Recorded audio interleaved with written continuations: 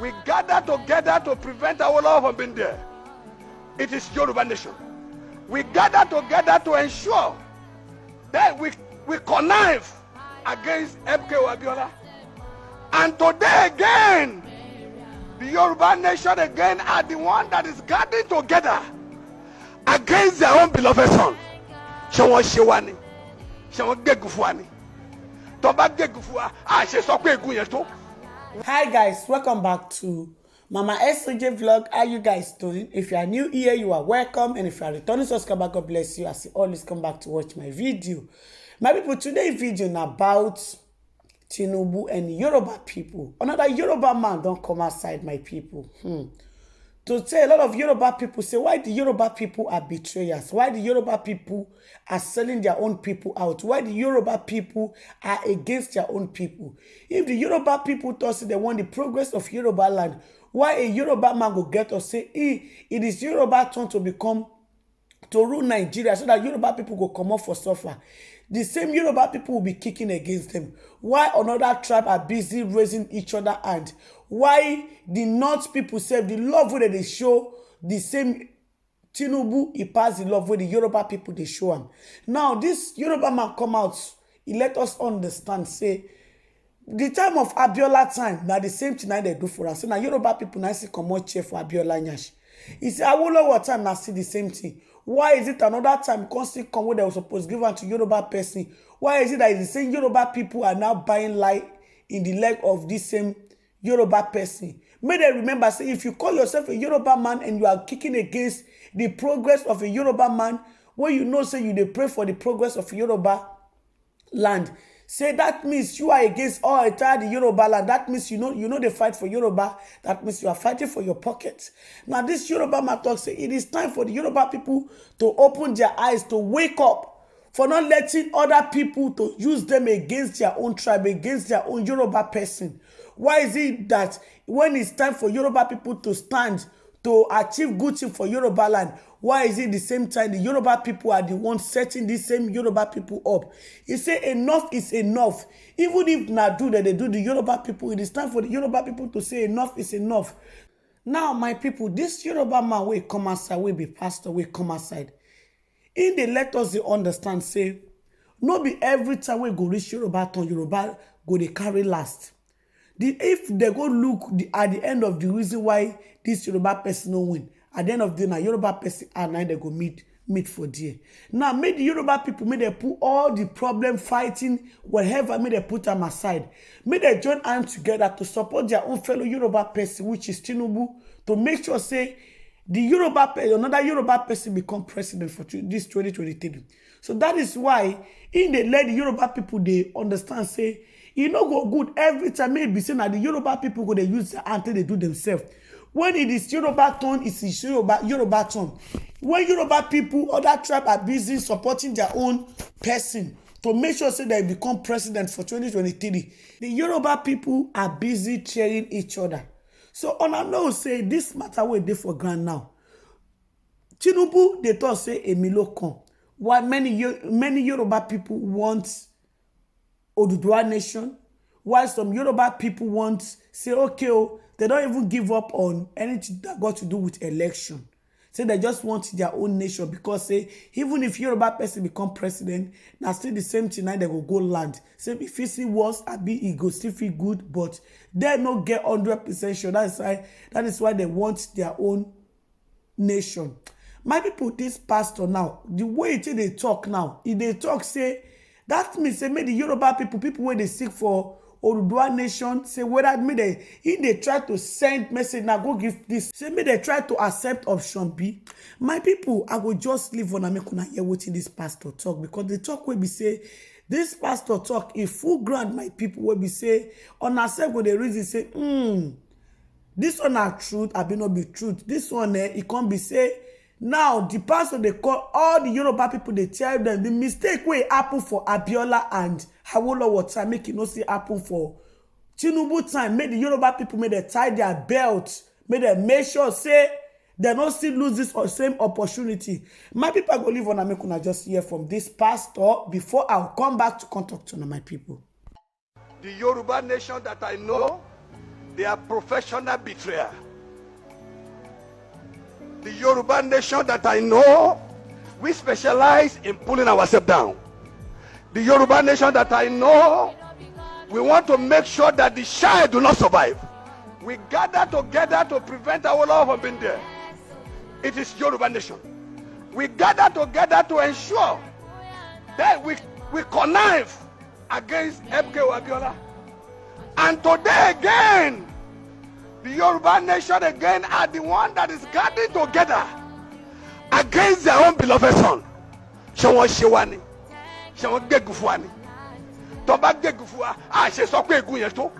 When the outside, the north, unite together and they are singing Abiola's song, the Yoruba are the one trying to tear him to pieces. The north says, this is where we are going. Then the same Yoruba, I'm ashamed of. You see, many of us that are pastors, many of us that are reverend, I don't know. I need to be convinced why a pastor should be involved in rebellious spirit. I don't know. And we go to the pulpit and preach. You go to that pulpit and you are preaching. And you have a spirit of betrayal in you. Then you want God to answer your prayer. It's not possible. And that is why I mark everybody that is a betrayer and that has betrayal spirit as what? As failure. I don't hear what this Yoruba man talk. The truth of it, we say, go good also made the Yoruba people lost this opportunity. But this Yoruba man still need to understand, say, many Yoruba people are angry. Why are they angry? They are angry for the fact that Tinubu bring Fulani man come to become president, where he confuse the Yoruba people to vote for him. And then at the end of the day, when the same North people, they start to kidnap, they permit the Yoruba people, the same North person which Tinubu bring come become president, they say North person did not speak about it, not even come outside when they say, okay, see the kind thing where they happen for Yoruba land, make even to say he won't come outside to address it. So a lot of Yoruba people, they are very angry right now because of the things where they happen for Yoruba land. Many of them don't be say they don't know say that Tinubu won't become president for 2023. But those are many of them they feel say since when Tinubu wants to use a North person as a vice president, say whether the North people and Tinubu don't hold, whether the North people no go see come out here for Tinubu Nyash, where the same North people will come continue to the rule.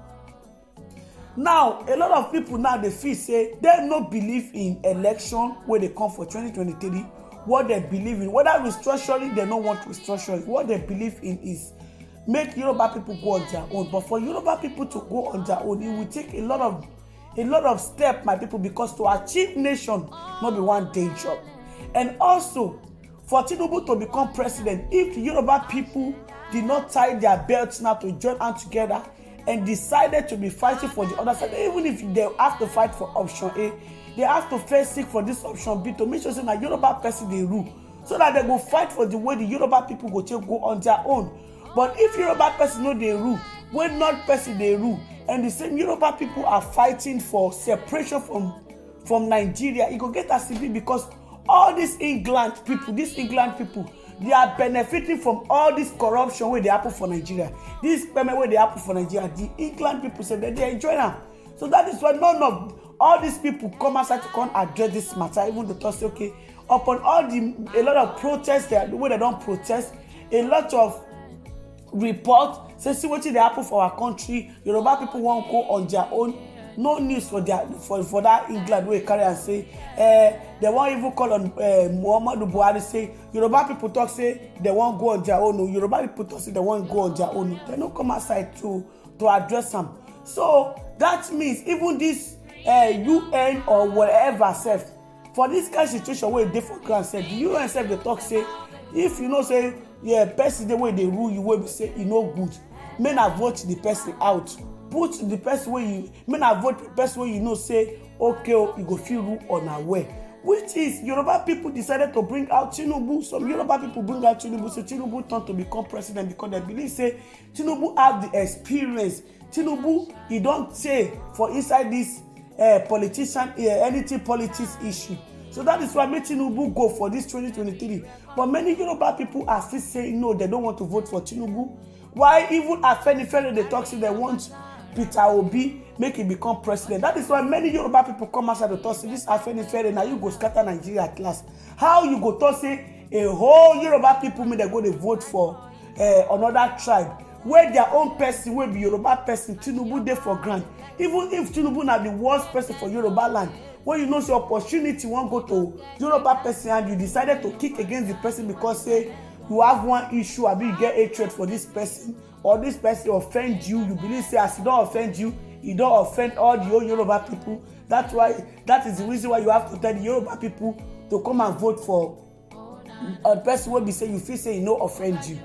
So Yoruba people, their eyes is very very open. And me, I just wish say the Yoruba people may they join hands together, may they not lose this opportunity. Because this opportunity where they come so now for opportunity. So before this kind of opportunity go come again, it will take time. That is why the Yoruba people have to open their eyes, have to be very, very careful to make sure say this 2023 opportunity make it no pass them. No be say me I dey try to support Tinubu, but if we see the truth, more we talk, and because this 2023 way they come, my people, you get us to be my people, because this one, Yoruba people need to really, really wise and also to wake up, because what is this pastor they talk now? You won't come be like say Yoruba people want lost option A and the same time option B at the same time, because if person a Yoruba man they rule. When they take to arrest Sunday Igboho to go attack Sunday Igboho house, if na Yoruba person they rule, Yoruba man will never, Tinubu will never see me they go attack Sunday Igboho house. He go either call Sunday Igboho, make it come, they talk to Sunday Igboho, me they see Sunday Igboho, me they talk one-on-one. Why Sunday Igboho decided to say me Yoruba people go on their own separate way, instead of when they go attack Sunday Igboho, so that the fight with the fight say make this power make it even come out for the north people and make it even come south, and so that all this kidnapping, all this payment issue, whether it go see reduce. All right, my people, as I come across this news, now I make a carry and come here to come share with you.